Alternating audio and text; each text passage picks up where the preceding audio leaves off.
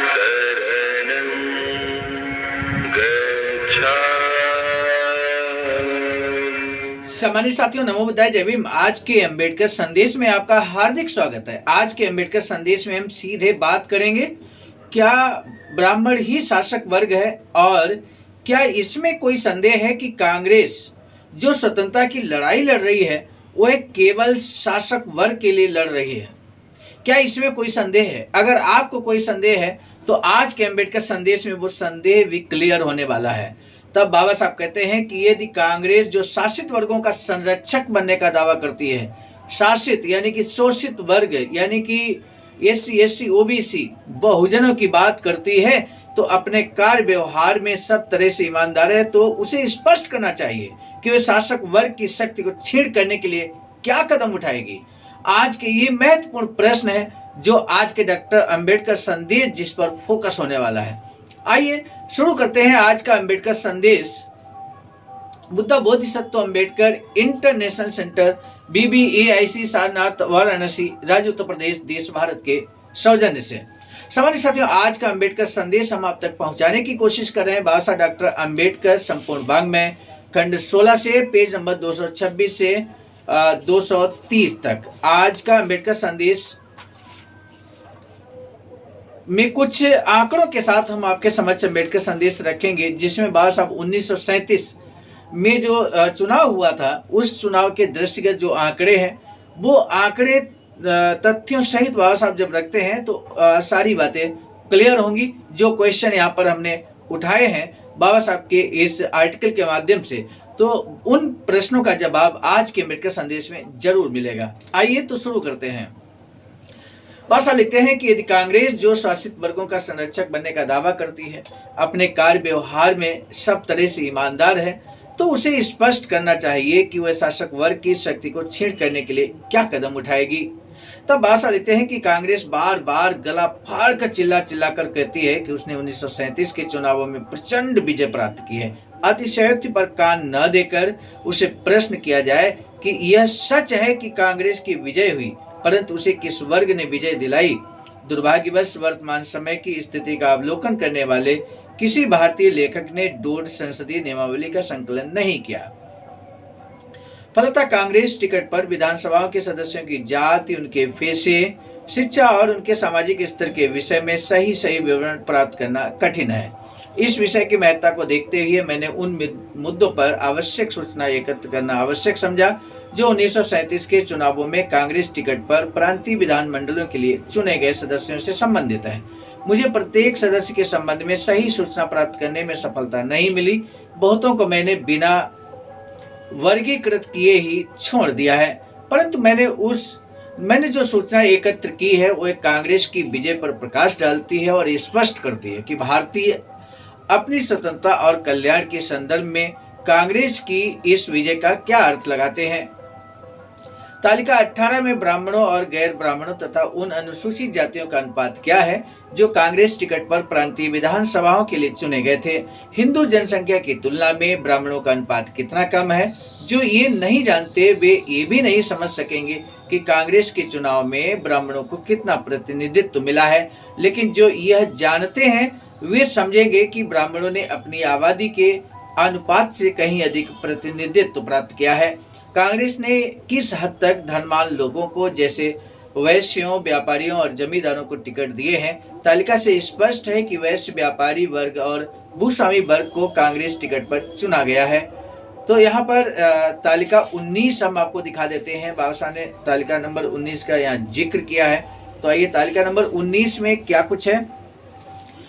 तालिका नंबर 19 में है प्रांतीय विधान मंडलों में व्यवसाय के अनुसार कांग्रेस सदस्यों का जो वर्गीकरण है।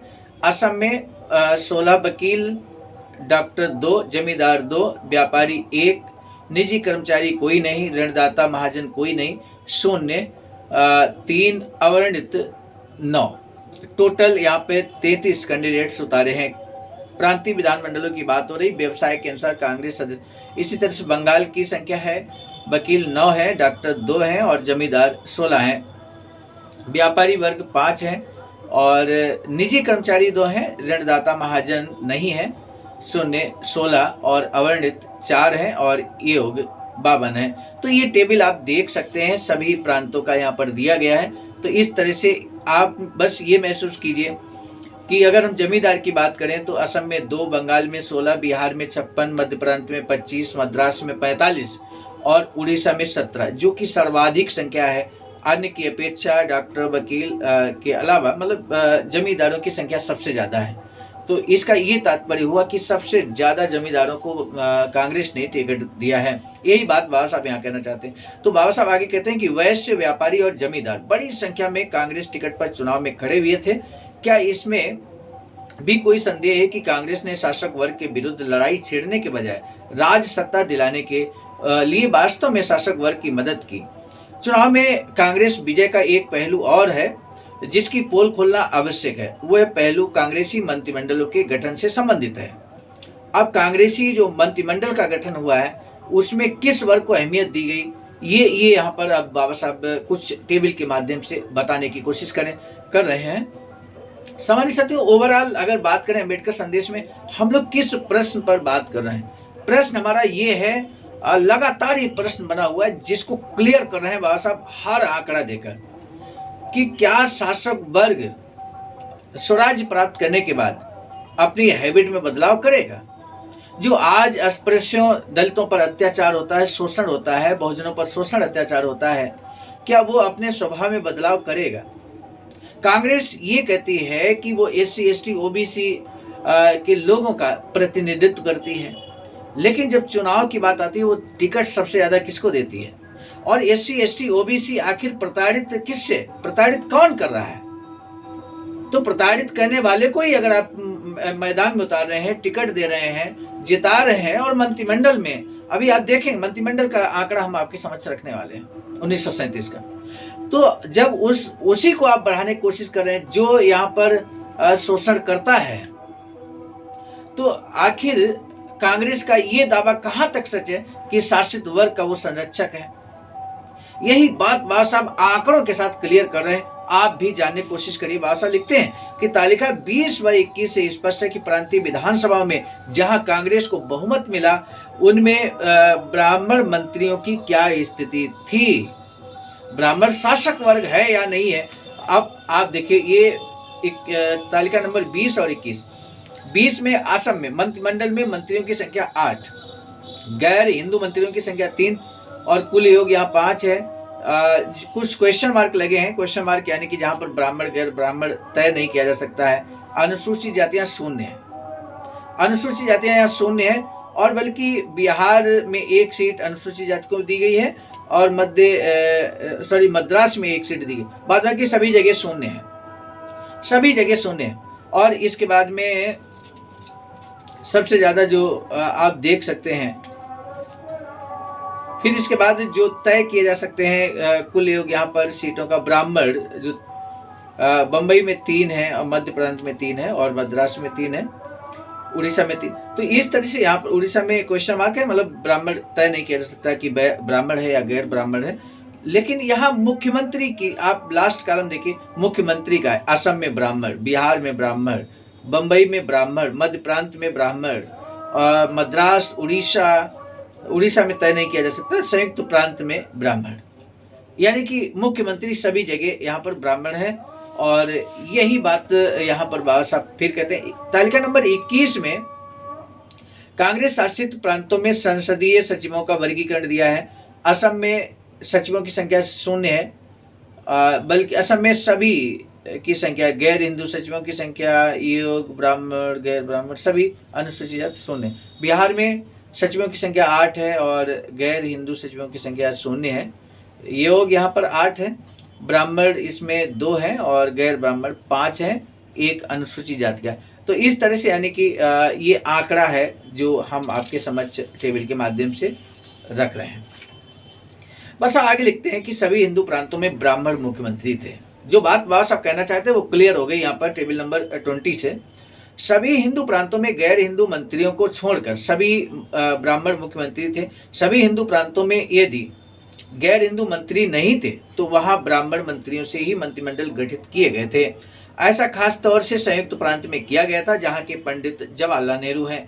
क्या इस कथन में कोई संदेह बचा है कि इस देश में ब्राह्मण ही शासक वर्ग है?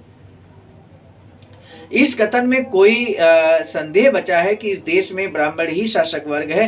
क्या इसमें भी संदेह है कि कांग्रेस जो स्वतंत्रता की लड़ाई लड़ रही है वो केवल शासक वर्ग के लिए लड़ रही है? क्या इसमें भी कोई संदेह है कि कांग्रेस ही शासक वर्ग है और शासक वर्ग ही कांग्रेस है? महत्वपूर्ण क्वेश्चन बाबा साहब ने यहाँ पर उठाए हैं। आगे भाषण में प्रश्न क्या है? क्या इसमें कोई संदेह है कि 1937 में जब स्वराज्य मिला, यानी कि कांग्रेस ने भी चुनाव लड़ा और कांग्रेस को प्रांतीय स्वायत्तता मिली, तो कांग्रेस ने निर्लज्ज होकर शासक वर्ग को ही शासन के उच्च पदों पर बिठाया। ये महत्वपूर्ण बात है यहाँ पर बाबा साहब जो कहना चाहते हैं, यानी कि जब कांग्रेस को मौका मिला तो उसने उच्च वर्ग को ही मुख्यमंत्री बनाया। तो कैसे कांग्रेस कह सकती है कि वो दलितों का संरक्षण करेगी? इसलिए बाबा साहब गारंटी चाहते हैं कि दलितों के लिए बहुजनों का संवैधानिक संरक्षण होना चाहिए, उसके बाद स्वराज्य मिले। ये बात बाबा साहब कहते हैं। बाबा साहब की नजर में महत्वपूर्ण ये है कि इस देश में रहने वाले नागरिकों को संवैधानिक संरक्षण मिलना चाहिए, मूल निवासियों को संरक्षण मिलना चाहिए। ये बाबा साहब के लिए बहुत अहमियत रखता है। सामान्य साथियों, बाबा साहब आगे लिखते हैं, ये कथन बिल्कुल सत्य है कि कांग्रेस ने सत्ता के स्थान पर ब्राह्मण शासक वर्ग को ही बिठाया था। कांग्रेस ने इससे भी बढ़कर और कार्य किया। जब तक संपूर्ण तथ्य न सामने आ जाएं, कोई आसानी से विश्वास न करेगा कि कांग्रेस ने वास्तव में क्या किया। कांग्रेस हाईकमान ने उम्मीदवारों के चुनावों के लिए जो नीति निर्धारित की थी और उसके अनुसार उच्चतम श्रेणी की शैक्षिक योग्यता प्राप्त ब्राह्मण को प्राथमिकता देना, गैर ब्राह्मण तथा अनुसूचित जातियों के उन उम्मीदवारों को प्राथमिकता दी जाती थी जो कम से कम योग्यता प्राप्त हो। जिन्हें इस तथ्य में कोई संदेह हो वे कृपया तालिका 22 देखें। तालिका नंबर 22 में पहला असम ब्राह्मण 6, स्नातक 5, गैर स्नातक 1, हाई स्कूल अशिक्षित अवर्णित कोई नहीं, गैर ब्राह्मण योग 21 जिसमें स्नातक 15, 2 गैर स्नातक, 1 अशिक्षित और 9 अवर्णित। तो इस तरह से असम का आंकड़ा रखा। बाद में कि सभी प्रांतों का यहाँ पर आंकड़ा आपके सामने हम दिखा रहे हैं। भाषा ये लिखते हैं कि ये बिल्कुल स्पष्ट है कि ब्राह्मणों के मामलों में स्नातक तथा गैर स्नातक के अनुपात में जो असमान अंतर था वो एक गैर ब्राह्मण तथा अनुसूचित जातियों के उम्मीदवारों की अपेक्षा कहीं अधिक था। स्नातक होने ना होने के अंतर की बात से सही स्थिति स्पष्ट नहीं होती। वास्तव में ब्राह्मण स्नातक विशेष योग्यता प्राप्त राजनीतिज्ञ होते थे, जबकि गैर ब्राह्मण स्नातक साधारण श्रेणी के थे और द्वितीय श्रेणी के राजनीतिज्ञ हैं। उन्हीं की उम्मीदवारी के लिए संस्तुति की गई थी। तब बाबा साहब लिखते हैं कि कांग्रेस ने चुनाव के लिए उच्च शिक्षा प्राप्त ब्राह्मण उम्मीदवारों को ही क्यों चुना?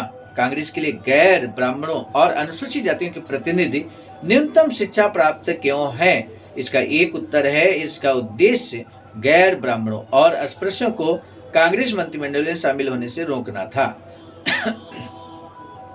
ऐसा प्रतीत होता है कि कांग्रेस ने जानबूझकर शिक्षित व्यक्ति के मुकाबले में अशिक्षित गैर ब्राह्मणों को प्राथमिकता दी थी, क्योंकि शासक वर्ग के विचार से शिक्षित गैर ब्राह्मण की अपेक्षा अशिक्षित गैर ब्राह्मण को चुनने के 2 लाभ थे। एक तो ये कि अशिक्षित गैर ब्राह्मण शिक्षित गैर ब्राह्मण की अपेक्षा कांग्रेस हाईकमान का अधिक वफादार और कृतज्ञ होगा और कांग्रेस में शिक्षित गैर ब्राह्मणों से मिलकर शासक वर्ग के बने कांग्रेस मंत्रिमंडल के प्रति विद्रोह न कर सकेगा। दूसरे यह कि यदि स्नातक से कम योग्यता प्राप्त साधारण शिक्षित गैर ब्राह्मण चुने जाते हैं तो इसका उद्देश्य था कि कहीं कांग्रेस में शासक वर्ग को धता बताकर वे सक्षम और वैकल्पिक मंत्रिमंडल न बना लें। कांग्रेस के गैर ब्राह्मण ये नहीं समझ पाते कि कांग्रेस ने उन्हें कैसे धोखा दिया है और उन्हें क्यों कांग्रेस में लिया है। कांग्रेस बड़ी मजबूती के साथ शासक वर्ग की सत्ता और शासन की नींव गहरी जमा रही है।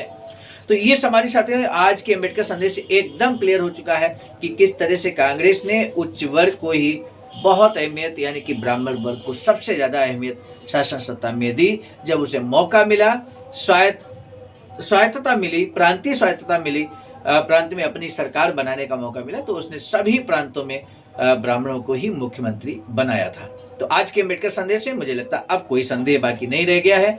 ऐसे में आज के अम्बेडकर संदेश को हम रोकने जा रहे हैं, लेकिन उन साथियों का हम तहे दिल से साधुवाद ज्ञापित करेंगे, आभार व्यक्त करेंगे जो साथी लगातार अम्बेडकर संदेश को वाच कर रहे हैं और वाच करने के साथ साथ उन साथियों का विशेष आभार जो पूछे गए लास्ट में अम्बेडकर संदेश के लास्ट में जो प्रश्न पूछा जाता है उसका आंसर बड़ी शिद्दत के साथ देते हैं। हम जरूर आपके आंसर को बेसब्री से इंतजार भी रहता है और हम उसको देखते भी हैं। हम कोशिश हमारी रहती है कि हम आपके आंसर को लाइक करें और लाइक करते भी हैं। तो ये तो आज के अम्बेडकर संदेश की बात रही, लेकिन आज का महत्वपूर्ण प्रश्न अभी बाकी है। आइए तो हम प्रश्न यहाँ पर आपसे जान लेते हैं। सिंपल सा प्रश्न यहाँ पर आपको बताना है कि पंडित जवाहरलाल नेहरू किस राज्य से बिलोंग करते थे। हालांकि देश आज़ाद होने से पहले उस राज्य का नाम दूसरा था, अब नाम दूसरा है। जरूर आप बता पाएंगे सामान्य साथियों। बहुत साधारण सा क्वेश्चन आज हमने पूछा है आपसे। दीजिए इजाजत आज के अम्बेडकर संदेश को रोकने की। मिलेंगे पुनः नए अम्बेडकर संदेश में। आप सभी को सादर नमो बुद्धाय जय। सामान्य साथियों, हम एक महत्वपूर्ण बात बताना उचित समझते हैं। बाबा साहब की अधूरी इच्छा के अनुरूप एक वैचारिक सेंटर निर्माणाधीन है सारनाथ वाराणसी में, जहां पर 14,000 स्क्वायर फीट जमीन परचेज कर ली गई है ring road green city Faridpur Sarnath में। वैचारिक सेंटर के प्रशासनिक ब्लॉक का निर्माण कार्य कंप्लीट हो चुका है। शानदार बेहतरीन प्रशासनिक ब्लॉक का निर्माण पूर्ण हो चुका है। आगे अब मुख्य भवन को बनाने की बारी हम सबकी है और इस हेतु आप दिए गए अकाउंट नंबर पर अपना अमूल्य योगदान कर सकते हैं। आज का अम्बेडकर संदेश हम लेकर उपस्थित हुए थे मिशन नायक बुद्ध मित्र मुसाफिर सर, राष्ट्रीय अध्यक्ष आवाज का नई दिल्ली की प्रेरणा में, और साथ ही साथ संकलन कथाक्रम में परम आदरणीय विजय कुमार बौद्ध जी, प्रांतीय कोषाध्यक्ष आवाज का बिहार। प्रस्तुत कर्ताक्रम में मैं स्वयं सर्वजीत आर्य, राष्ट्रीय मीडिया प्रभारी, IIT सेल आवाज का नई दिल्ली। मिलेंगे नए डॉक्टर अम्बेडकर संदेश में, तब तक दीजिए इजाजत। आप सभी को सादर नमो बुद्धाय जय। सामान्य साथियों, यदि आप हमारे इस चैनल आवाज का ऑफिशियल, जिस पर नियमित सुबह 5 बजे डॉक्टर अम्बेडकर संदेश आपको मिलता है, आप हमारे इस चैनल को सपोर्ट करना चाहते हैं तो हमारा आपसे निवेदन है कि आप हमारे इस चैनल को सब्सक्राइब कर लें, वीडियो को शेयर लाइक कमेंट जरूर करें।